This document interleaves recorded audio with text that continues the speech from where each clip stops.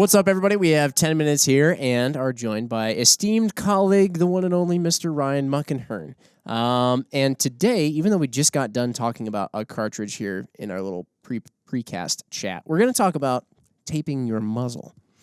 And that doesn't mean shut up, although I guess I never thought of it in that could context. say, we could say shut up and listen, because, yeah, that's what we're going to talk about. So, explain taping your muzzle.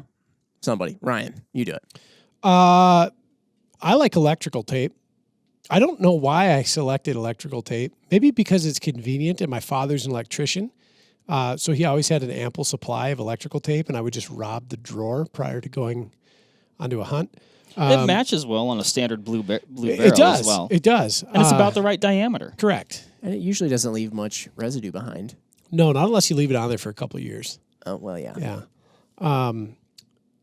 So, I mean, taping your muzzle to the end of your barrel, your muzzle, where your crown is, you know, the last part that's going to impart any kind of influence on your bullet, you tape it up and you cover your muzzle. And it's very straightforward. We're trying to keep debris, water, snow, small rocks. This is primarily in a hunting situation, correct? So this is not something that you're going to do when you're at the range and you're just shooting and you're just going to like, oh, well, every time I shoot, I tape my muzzle. I wouldn't, no, I don't know that I would advise. It would take a lot of time. Yeah. But, okay, I think that one of the big things we wanted to discuss here was the idea that some people get nervous about the idea of taping their muzzle. They say, okay, I get the fact that when I'm going out hunting and I'm going to be, you know, traipsing around the woods, going through thick brush, maybe getting down, ducking under stuff, and you might take a tumble, plunge your barrel into the mud. Something might happen, right? So some of these people, they say, I get that. I get you're saying that I don't want to get crud in my muzzle, but at the same time, too, what happens when I actually get to the point where I have to take a shot at game and now I got tape all over my muzzle? That has to impart some sort of ill effect on my shot. And what do we have to say about that? What's the thought? Nope. I don't think it does. I've been taping my muzzle. In fact, really since I started hunting. I always talk about it. Grew up in Western Washington. It was constantly raining. If you were carrying your gun on a sling, your muzzle was pointed up. It's probably getting raindrops. Yeah, and all the other reasons. You got debris, a lot of thick brush. Stuff could fall down. Nobody likes a barrel obstruction. At least I know I don't. But it's not that popular for a lot of folks. I get a lot of looks that do it. I get a lot of looks. People are like, what's going on there? I think that's what I said, because when I went on my first hunt, taping my muzzle was the last thing I would have thought about doing. And that was a good hunt. I mean, that was a really important hunt to do. 100% candidacy for taping the muzzle. Yes. Right. And I remember when I was one of you guys, I was probably like, Ryan, I don't remember who it was, but you were like, oh yeah, we got to, let's tape that up. And I remember almost like shielding my gun like it was like a child that I was trying to prevent from seeing something gruesome or whatever. But I was, you want to put what on my what? Yeah, I want to put a little tape on your muzzle. Yeah. So, but it's really weird. Where did you guys get the knowledge to start taping your muzzles early on? Because it sounds like you've been doing it for quite some time. I never would have thought of it as somebody, when I was newer to hunting. Never would have crossed my mind. For me, it was just my grandfather. Hey, you better put some tape on that muzzle. Oh, okay. I think for me, it was at my grandfather's house. I was reading either a Field and Stream, and it was an article by David E. Petzel, or... Like the ice axe guy? No affiliation, as far as I'm aware. Or it was Fur Fish and Game. I don't recall. I want to say it was a Petzel original. And I could be misquoting that. It could have been somebody else. But it's in my mind as that's what it was. And I was a young lad at the time, and I thought, well, that's cool. I'm going to do that. And, it's kind of stuck ever since. I'll tell you, the one time you don't do it, when you're out calling coyotes and you're trying to crawl up the bank of a drainage ditch or a small creek, and you slip and you put your muzzle into the snow and it's dark, and you're like, well, that's it. Going back to the truck now. Right. It's over. It's not even worth the conversation. just tape your muzzle. Well, exactly. Wait, you were saying that's the time you don't want to what now? It's when you don't do it. That's what happens. When you don't tape your muzzle, that's when you do. Yeah. Okay, now I get it. Yeah, that was a firsthand account. I was even though I say like, oh, I've known about taping your muzzle forever. There's been times where I haven't, like, I don't have tape, or you get lazy, or whatever, you forget, and I'll hunt, I'll be fine. I was stalking antelope, Ryan, in the great state of Wyoming. 2 bucks were fighting out in the middle of the prairie. It was like literally like zero cover to hide behind as I'm trying to get closer to these things, and but they're preoccupied. And as I was crawling and sliding forward, I slid my gun right into the sandy soil of the Wyoming prairie, and I said, well, that stalk's over. Elfine. Now, okay, so for somebody not as familiar with firearms and you know all the ideas of barrel obstructions and stuff like that, I'm thinking to myself, okay, all right, we're sending a projectile down this barrel, screaming fast with a bunch of burning powder behind it. I mean, a little bit of sand, a little bit of dirt, a couple drops of water. What could possibly go wrong? Speaking of a couple drops of water. I should have taped my muzzle. Did you do that with your mind, Jim? I promise I didn't. What do you say to somebody like that? Like, how could that possibly cause any kind of issue? Like, you would actually undo a stock that you've been working on just because you put your barrel in the dirt. I mean, what's up?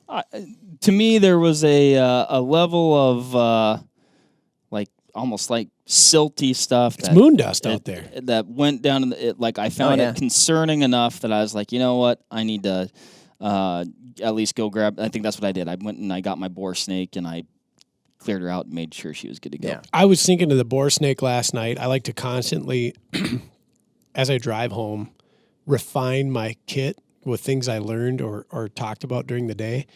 I was like, I don't carry a boar snake in my pack. And I thought, what a really opportune thing to have in your pack. They're extremely lightweight. They're very convenient. And if you're in the field and that scenario occurs, it makes a lot more sense than walking all the way back to camp. It does. But again, what would happen if you got crud in there? Good point. Much like if you dropped a 10 millimeter socket into the cylinder of your vehicle and then turned it on.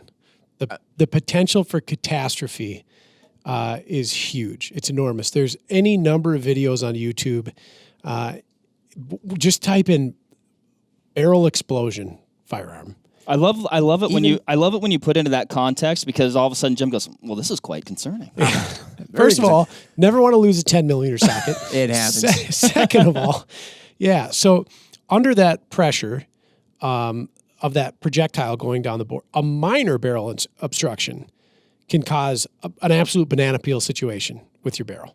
A banana peel situation. Absolutely. Yeah. You're talking about like some dirt. Yeah. Depends on the obstruction. If it's snow, maybe it's not as serious. If it's drops of water, maybe it's not as serious.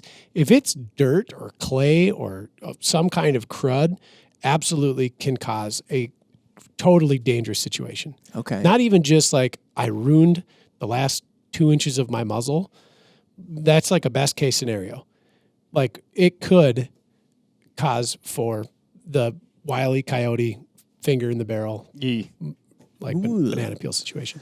So, okay, I'm convinced to tape my muzzle now, but I'm pretty worried about changing point of impact. I zeroed my rifle in without any tape on it. Should I zero my rifle in the future when I'm going to go on a hunt with tape on it? So I am taping up between every shot. Is it going to change my POI? No. Now, how is that? Well, you had a theory on that. I remember that you discussed that I thought was pretty interesting.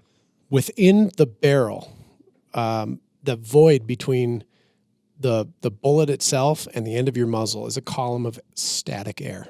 Right. And when we fire... Like it's in a suppressor, too, when we talk about the static air in a suppressor on your first shot. When you fire the weapon, we're going to assume that we have a good chamber seal with the case, and now we've put a bullet into the bore, and we hit Luke Horick's favorite term, obturation occurs. Yes. And we have a seal on one end. And now we are moving that column of air forward at thousands of miles an hour, and that tape gets blown off the end of the muzzle before the bullet even gets close. Now, you don't think that would the tape on there increase the pressure at all? Do you think? If it did, I think it would be infinitesimal at best. Yeah, because I'm thinking to myself, like, yeah, tape is pretty strong, and it'll stay on there pretty good enough that you don't get crud in your barrel. But I can't imagine it's really withstanding the pressures achieved by a cartridge making its way down a barrel. Right. It probably at that point is just like nothing was even there. It's so violent that if you were to just take a wrap of like a what do you call a strip of tape and put it over, and it like hung over maybe a couple inches on either side, where you pull the trigger, a lot of times the entire wrap is gone. Right. It just gone. Right. Yeah. I don't think it'll affect your POI in the least. Well, I think what we're talking about here, I think, eventually we'll show it too. We're not talking about putting a ton of material on here. Like, it's literally, one across, another one across, kind of fold her down. Maybe if you're real serious, you put one around, keep it from in a circular pattern to hold the tag ends down. I guess that's what I'll call that. But not a lot of material there. Yeah. Yeah. And I'll go as far as to say I also actually put in a backup, and I'll put just one ring of tape or a couple around the barrel behind that one in case I fire a shot. Maybe I missed and I want to keep hunting, and I can retape my barrel. And I got it right there. A little extra on hand. Mm-hmm. Yeah. So you wouldn't necessarily say that somebody needs to, okay, when I go to sight in, I'm going to put tape around my barrel every time. That's a shoot. You don't think that's necessary? Negative. Shoot regular, sight in regular. There you have it. All right, Ryan, I've got a muzzle brake. Now what? Tape over the ports. And if you run out of tape, like we did when we were hunting in Nebraska, a nitrile glove. Oh, that's right. That's hilarious. Goes right over the end of it. You just tape that rascal down and you're good to go. I think probably the bigger issue there, it was so cold and so wet because we got like 10 inches of snow when we were in the field, that the glove was the answer at that point. I forgot. The nitrile glove. Yep. It looked like, medical grade. Before we were, before this podcast, when I got the invite to come up and join you guys, I went on the internet because I wanted to find, it was either Blaser or Merkel, and I couldn't recall which, used to make a plastic insert that was orange colored. You were talking about that. Yeah. It was one of the two. It was Blaser or Merkel, and I, for the life of me, cannot remember. Or Mauser. It was a European company, made this insert that snapped into the crown of the rifle. It's a little plastic disc. That sounds genius. Yeah. It was bright orange, which so you looked like you had an airsoft gun? Yeah, right. Maybe that's why they don't make them anymore. Maybe. Change the color. And you bought them. They came in like a little 10-pack, and you just snap it into the crown. And it did the exact same thing.